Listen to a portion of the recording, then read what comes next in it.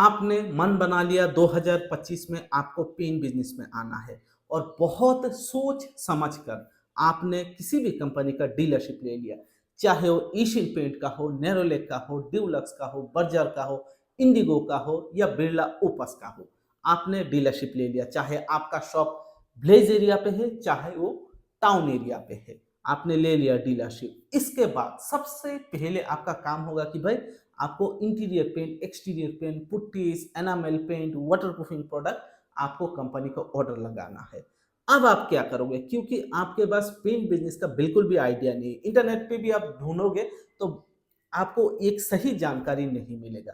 उस हालात में आपको कौन सा ऐसा प्रोडक्ट या कौन सा ऐसे कैटेगरी को आपके एरिया के हिसाब से टारगेट करना चाहिए, ताकि आप जो प्रोडक्ट लाओगे वो तुरंत सेल हो जाए। अगर आपने गलती से भी टीएसओ को बजट बता दिया कि भाई मेरा बजट है 2 लाख रुपया विदाउट मेटल्स, मेरे पास 2 लाख रुपया है, मुझे पेंट में इन्वेस्ट करना है, वो आपने टीएसओ को सौंप दिया कि भाई आप ऑर्डर बना के हमारे शॉप पे मटेरियल्स भेज दो, तो ये सबसे बड़ी गलती होगी आपके लिए। क्योंकि टीएसओ को भी ये आइडिया नहीं है कि भाई आप किस जगह पे डीलरशिप ले रहे हो, उस एरिया पे कौन सा प्रोडक्ट चलता है।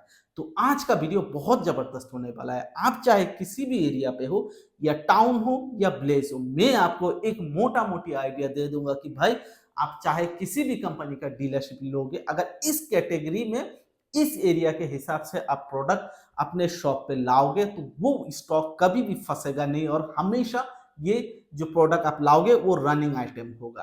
तो एक बार फिर से आप सभी लोगों को स्वागत है मेरे चैनल गाजी पेंट वाला में।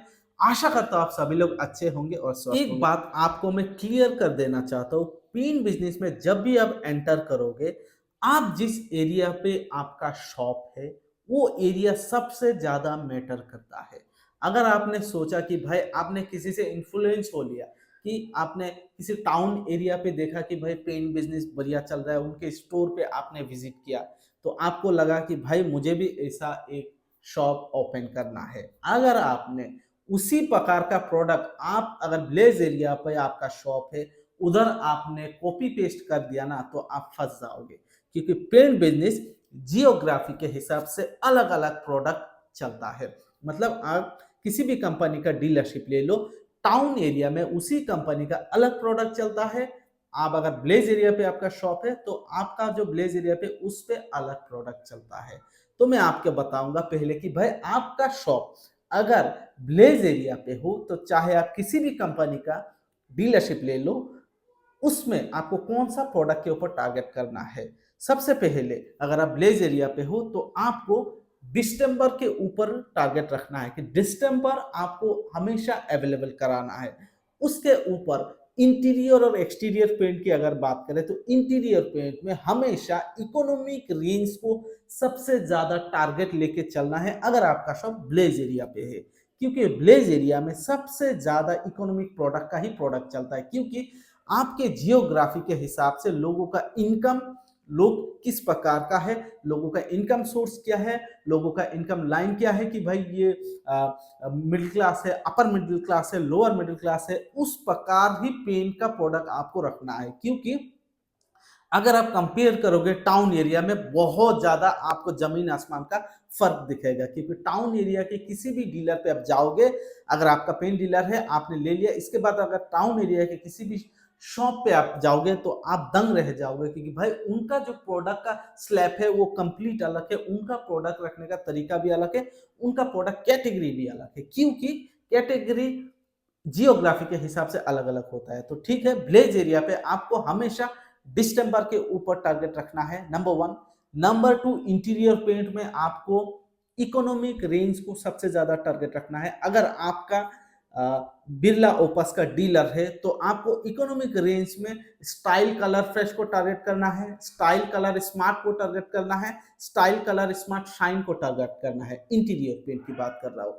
इसके बाद एक्सटीरियर पेंट में आपको पावर ब्राइट के ऊपर टारगेट करना है। अगर इंडिगो पेंट्स में हो तो आपको सिल्वर सीरीज के ऊपर टारगेट करना है, या मैक्सिमम गोल्ड सीरीज के ऊपर टारगेट करना है, चाहे वो इंटीरियर हो चाहे वो एक्सटीरियर हो। अगर आपका नेरोलैक पेंट का डीलर है तो आप लिटिल मास्टर के ऊपर टारगेट कर सकते हो, या beauty smooth, beauty emulsion gold एक है, ब्यूटी गोल्ड, उसके ऊपर आप टारगेट करो। एक्सटीरियर पेंट में आप टारगेट करो सुरक्षा के ऊपर और मैक्सिमम एक्सेल के ऊपर, या सुरक्षा एडवांस के ऊपर भी आप टारगेट कर सकते हो। इसके इसके अलावा आप ब्लेज एरिया में कोई अदर्स प्रोडक्ट के ऊपर टारगेट मत करो। अगर टारगेट करोगे कि भाई प्रोडक्ट लाना है तो आप फंस जाओगे। हाँ, इक्का दुक्का आप रख सकते हो शॉप का थोड़ा बहुत रेपुटेशन बढ़ाने के लिए कि भाई आपको थोड़ा सा प्रीमियम और लग्जरी एक एक कार्टून आपने रख दिया, पर आपका टारगेट होना चाहिए ब्लेज एरिया में सिर्फ और सिर्फ इकोनॉमिक के ऊपर, क्योंकि इकोनॉमिक रेंज ही ब्लेज एरिया में सबसे ज्यादा हाईएस्ट सेल प्रोडक्ट है। इसीलिए अगर आपका शॉप ब्लेज पे हो तो इसके ऊपर आप टारगेट करो, ठीक है। अगर आपका शॉप टाउन एरिया पे है और एक ऐसे एरिया पे हो जहां लोगों का इनकम सोर्स हाई है, थोड़ा अपर मिडिल क्लास के लोग रहते हैं या हायर मिडिल क्लास के लोग रहते हैं, या जो हाई क्लास के लोग रहते हैं जिसका इनकम सोर्स भी बहुत अच्छा है, बिल्डिंग्स वगैरह है, और कंस्ट्रक्शन बहुत तेजी से चलता है, उन जगह पे है, तो उस एरिया पे अगर आपका शॉप है तो आपको टारगेट करना है प्रीमियम पेंट के ऊपर और लग्जरी पेंट के ऊपर। इन दोनों कैटेगरी को हमेशा आपको टारगेट करके चलना है। देखिए, मैं जिस जगह पे शॉप कर रहा हूँ, मैं आपको प्रैक्टिकल बता रहा हूँ। मेरा शॉप ब्लेज एरिया पे है। इस एरिया पे सिर्फ और सिर्फ इकोनॉमिक पेंट के ऊपर मैं टारगेट करता हूँ। इक्का दुक्का कभी कभार प्रीमियम पेंट पे चला जाता हूँ, पर लग्जरी पेंट को मैं टारगेट नहीं करता हूँ, क्योंकि मेरे इधर लग्जरी पेंट का कोई डिमांड नहीं है। पर मेरे से सिर्फ 15 किलोमीटर दूर, क्योंकि आपका शॉप जहां रहेगा उसके सराउंडिंग सिर्फ 15 किलोमीटर तक आप सोचो कि मैं कस्टमर लेके आ जाऊंगा।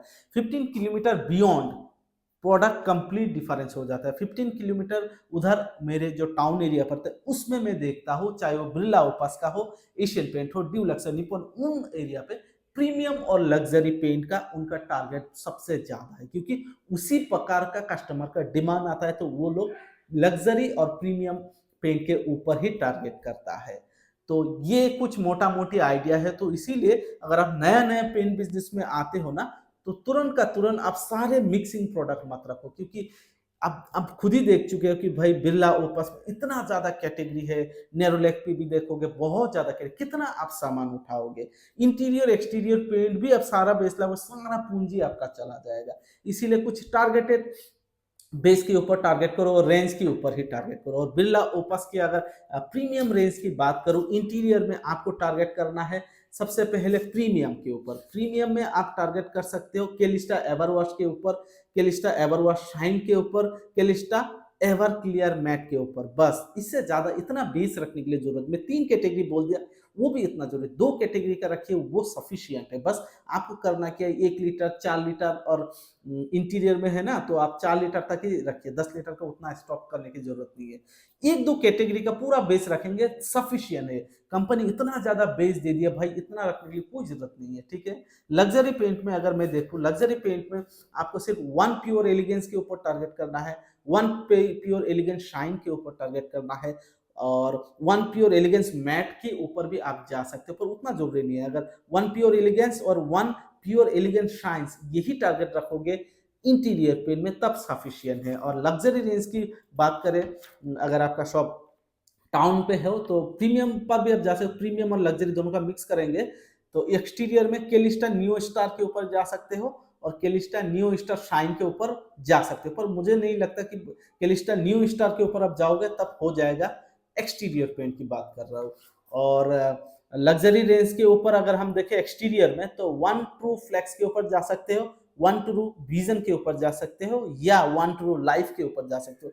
3 रेंज मैंने बोल दिया, इसमें 2 रेंज आप कवर करो सफिशियंट है, उतना ज्यादा आपको जरूरत नहीं है। तो मोटा मोटी बात यही है कि आपको अगर ब्लेज एरिया पे हो तो इकोनॉमिक डिस्टेंपर रखना बहुत जरूरी है, और टाउन एरिया पे हो तो आपका टारगेट होना चाहिए प्रीमियम और लग्जरी। आपको इकोनॉमिक भी रखना पड़ेगा टाउन एरिया पर, इकोनॉमिक का डिमांड उतना ज्यादा नहीं आएगा, सिर्फ प्रीमियम और लग्जरी का आएगा। पर आपका ब्लेज है तो आपका एकदम जो डिस्टेंबर वाला प्रोडक्ट है वो, और इकोनॉमिक का जो प्रोडक्ट है वो, मैक्सिमम आप प्रीमियम तक जा सकते हो, लग्जरी की कोई जरूरत है नहीं।